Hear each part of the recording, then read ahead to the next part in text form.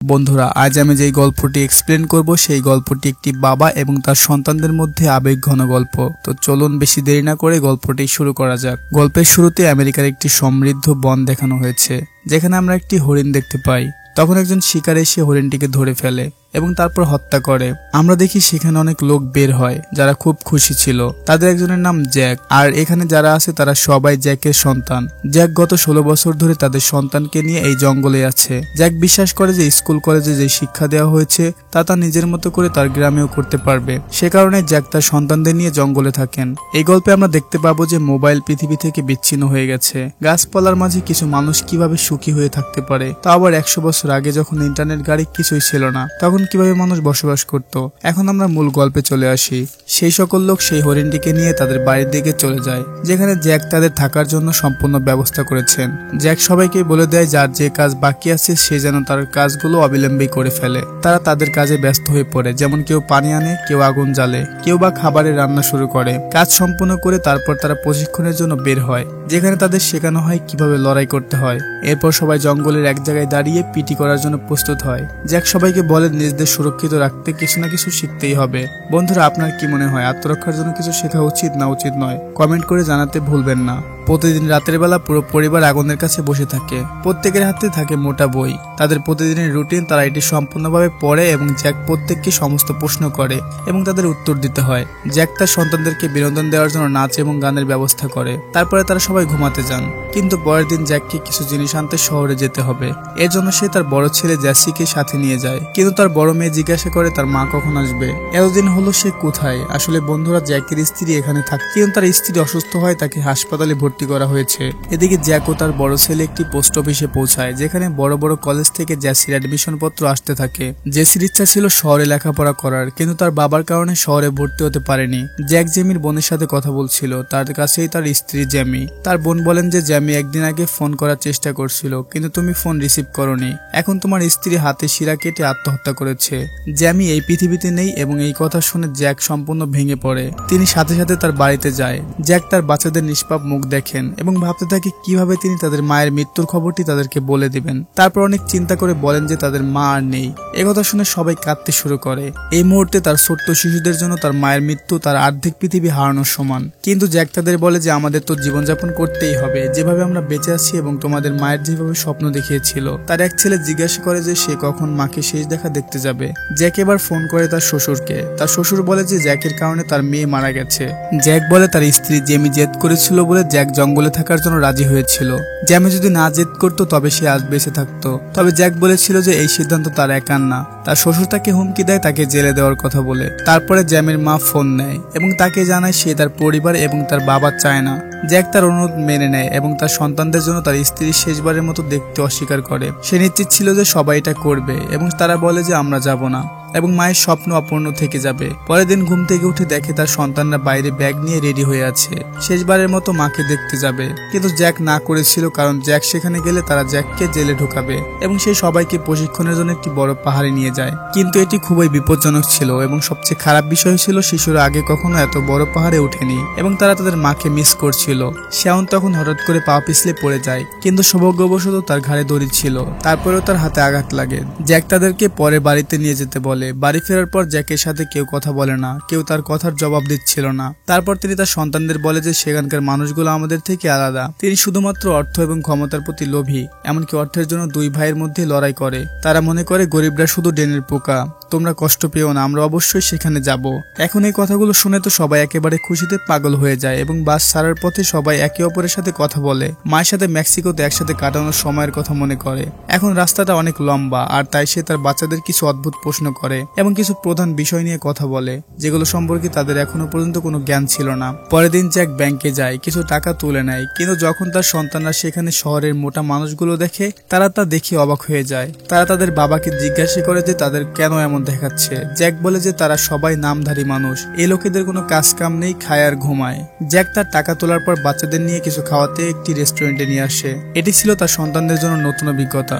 যখন তার ছোট মেয়ে জিজ্ঞাসা করে যে কোল্ড ড্রিঙ্কস কি, জ্যাক বলে যে এটা একটা বিষাক্ত পানি। এটা শুনে সবাই হাসতে শুরু করে এবং তারপর তারা চলে যায় সেখান থেকে, কারণ সেখানে স্বাস্থ্যকর কিছুই ছিল না। এখন তার দ্বিতীয় মেয়ে মাঠে ষাঁড় দেখে শিকার করার কথা ভাবছিল, কিন্তু তখনই জ্যাক তাকে নিষেধ করে, কারণ এটা কোনো জঙ্গল না, তারা এভাবে খোলা জায়গায় শিকার করতে পারবে না। পরে জ্যাক কাছাকাছি একটি মুদি দোকানে যায় এবং একটু পরে তার হাত কাঁপতে থাকে। ইতিমধ্যে তার বাচ্চাদের সেখানে নিয়ে যাওয়া হয়েছিল এবং এখন তাদেরকে কিছু না কিছু দিতে হবে, স্বাস্থ্যকর জিনিস গ্রহণ করাতে হবে, যে কারণে তার হার্ট অ্যাটাকের অভিনয় করেছিল। এই সুযোগে সেখানে থেকে তারা মুরগি, সবজি ইত্যাদি সবকিছু চুরি করতে থাকে। কিছুক্ষণ পর জ্যাকের জ্ঞান ফিরে এবং সেখান থেকে চুপচাপ বেরিয়ে চলে যায়। জ্যাক এই কাজটি করেছিল কারণ তার ছেলেমেয়েরা 3 দিন ধরে ব্যায়াম করেনি এবং স্বাস্থ্যসম্মত খাবার খেতে পারছিল না। তারপর তিনি বাসটি নিয়ে শহরের জঙ্গলে থামিয়ে সবাইকে খাবার খেতে দেয়। এরপর তারা সবাই বলে যে আমরা হাত দিয়ে খাবো, চামচ দিয়ে নয়। এই জিনিসটা দেখায় যে জ্যাক তাদেরকে শহরের কোনো অভ্যাস শেখাননি, তাদের সম্পূর্ণভাবে বলা হয়েছিল কিভাবে জঙ্গলের ভিতরে থাকতে হয় এবং সেজন্য তারা কিছুই জানে না।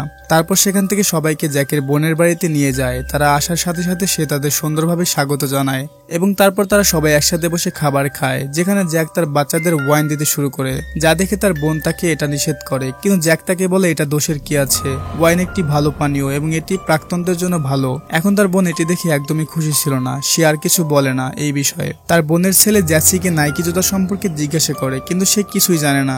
এটা দেখে ছেলেটি তাকে ঠাট্টা করতে শুরু করে এবং তারপর জ্যাকের বোন তার স্ত্রী সম্পর্কে জিজ্ঞাসা করে সে কিভাবে মারা গেল। তাই তার বোন অর্থাৎ রানী বলে যে তার স্বাস্থ্য খুব খারাপ ছিল, চিকিৎসকরা তাকে বাঁচাতে পারেননি, সে মানসিকভাবে অসুস্থ ছিল। কিন্তু তার বোনের এই কথাগুলো সে ঠিক মনে করেনি, তাই সে তাকে সত্য বলেছিল।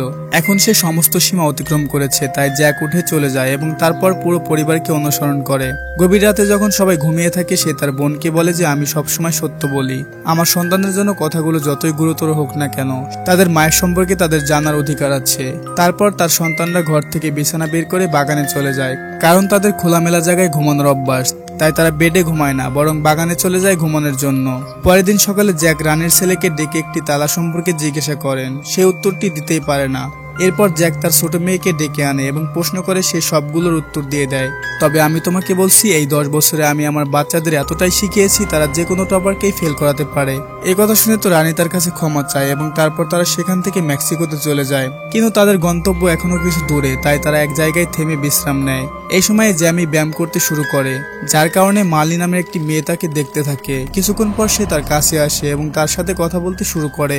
জ্যাসি তার নাম বলে, কিন্তু যখন জ্যাসিকে জিজ্ঞাসা করে যে জ্যাসি কোথায় থাকে, জ্যাসি বলে যে সে জঙ্গলে থাকে। এই কথা শুনে তো মেয়েটা হাসতে থাকে, সে মনে করে সে মজা করছে, কিন্তু সে জানে না যে আসলে এটা সত্য ঘটনা। সেই রাতে দুজনে কথা বলতে বলতে কাছাকাছি চলে আসে, কিন্তু তারপর জ্যাসি পিছে সরে যায়, কারণ তার মার্লি মা সেখানে চলে আসে এবং তিনি সরাসরি তাকে বিয়ে করতে বলেন। জ্যাসি মার্লিকে প্রপোজ করে এবং সে তাই করে। এটা দেখে মিলির মা হাসতে শুরু করে। এর পরের দিন জ্যাসি তার মায়ের শেষ দেখা দেখতে যাবে। জ্যাক এখনো নির্দোষ, সে কিছুই জানে না এবং এমন অনুষ্ঠানে কি বলবে, কারণ পরের দিন তারা সব শিশুরা এই রাস্তায় বাগান এবং বড় মানুষদের প্রথম দেখেছে, তাই কোন জায়গাটায় কোনটা করবে আর কোনটা পারবে না সে সম্পর্কে তাদের কোনো ধারণাই নেই। পরে তারা পুরো পরিবার ডিস্কো ক্লাবের পোশাক পরে, একবারে কবির সিং এর মতো। এরপর জ্যাক প্রথমে মাইকোর কথা বলে যে তার স্ত্রী খ্রিস্টান ধর্ম ছেড়ে বৌদ্ধ ধর্ম গ্রহণ করেছে, তাই তাকে সমাহিত করা হবে না, কিন্তু তার শেষকৃত্য সম্পন্ন করতে হবে। এসব শুনে তার বাবা রেগে যায় এবং সেখানকার ছেলেরা তাকে বের করে দেয়, সঙ্গে তার সন্তানদেরকেও। তারপর তার বাবা এসে তাকে বলে তুমি আমার মেয়ের সমাহিততে আসবে না, তবে হ্যাঁ তার সন্তানরা আসতে পারে। তখন এটা শুনে জ্যাকের খুব খারাপ লাগে, তাই সে তার সন্তানদেরকে জোর করে নিয়ে সেখান থেকে চলে যেতে চায়। কিন্তু তার ছেলেমেয়েরা কাঁদতে থাকে এবং বলে বাবা আমার আগে আমাদের মাকে হারিয়েছি, এখন আমরা তোমাকে হারাতে চাই না। জ্যাক তার বাচ্চাদের কথা শুনে একমত হয় এবং সেখান থেকে চলে যায়। এখন গভীর রাতে আমরা দেখি জ্যাসি তার ছোট ভাইয়ের সাথে কথা বলছে। সে তার বাবাকে খুব তীব্রভাবে ঘৃণা করে, কারণ জ্যাসির ভাই বিশ্বাস করে যে তার মা তার বাবার কারণেই মারা গেছে।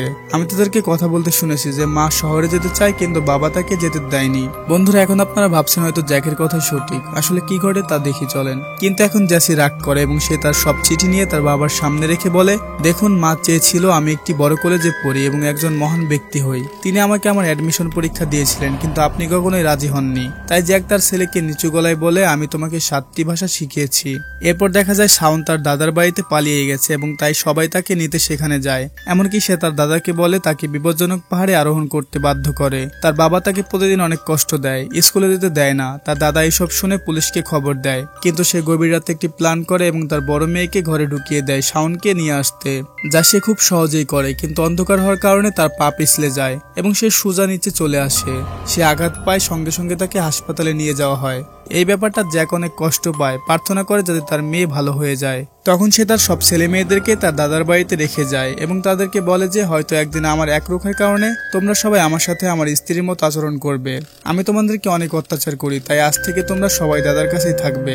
তাদের মা মারা যাওয়ার আগে তাদেরকে বলেছিল তাদেরকে পড়াশোনা করতে হবে, এটা তার মায়ের স্বপ্ন ছিল এবং সেই জন্যই তার স্বপ্ন পূরণ করতে হবে।